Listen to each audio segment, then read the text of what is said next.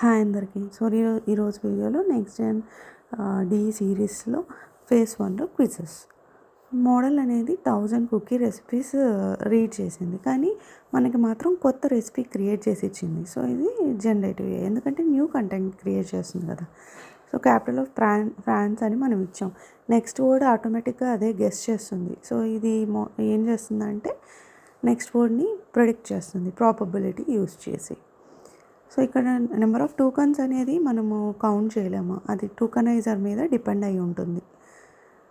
So ఎంబెడింగ్స్ అంటే ఏదైతే దేనికైతే relationship దగ్గరగా ఉందో వాటికి క్లోజెస్ట్ వెక్టర్స్ ఉంటాయి.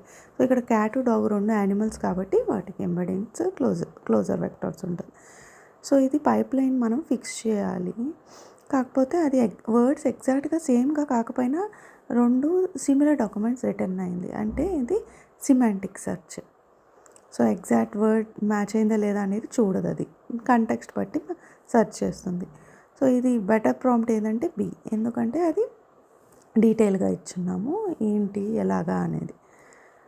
సో కంపెనీ అనేది ఇంటర్నల్ డాక్యుమెంట్స్ ప్రతి వీక్ చేంజ్ అవుతుంది. ఇట్లా ఫ్రీక్వెంట్గా డేటా చేంజ్ అయితే దాన్ని ర్యాగ్ యూజ్ చేయాలి. సో ఇది చెప్తుంది, ఇది డేటాబేస్ అనేది 1995లో ఫౌండ్ అయింది, కానీ అది తప్పు, కానీ అది కాన్ఫిడెంట్గా చెప్తుంది అంటే అది హాలుసినేషన్ అని. సో 200 పేజెస్ పీడిఎఫ్ ఉంది, అది ఎల్ఎల్ఎంకి ఇస్తున్నారు, కానీ అది ఫస్ట్ ఫ్యూ పేజెసే రీడ్ చేసింది, తర్వాతది రీడ్ చేయలేకపోయింది. ఎందుకు అంటే కాంటెక్స్ట్ విండో లిమిట్ ఉంది అని.